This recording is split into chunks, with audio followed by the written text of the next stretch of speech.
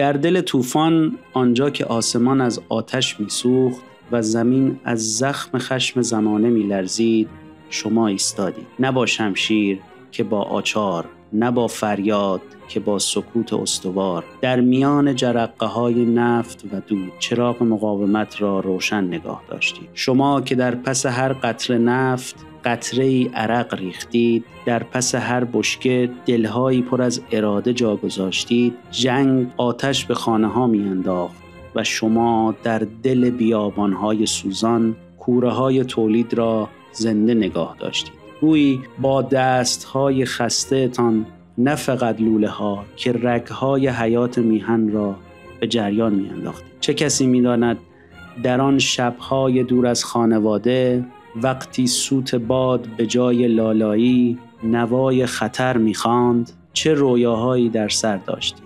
چه کسی می‌شمارد قدم‌هایی که بر زمین سرد صنعت گذاشتید، در حالی که دلتان گرم عشق به این خاک بود. امروز تاریخ از شما سخن می‌گوید، از مردان و زنانی که بی ادعا، بی توقع و بی نام و نشان ایستادند تا چرخ زندگی از حرکت نایستد. شما قهرمانانی هستید که حماسه‌تان نه در کتاب‌ها که در قلب این سرزمین ثبت شده است. پاینده باشید همان گونه که پای دارید.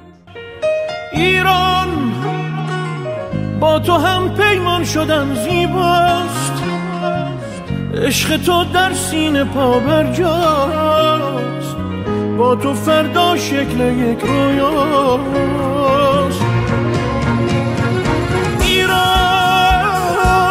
ای صدای سرخ آزادی، عاشقی را یاد ما دادی، با تو هستم در غم و شادی.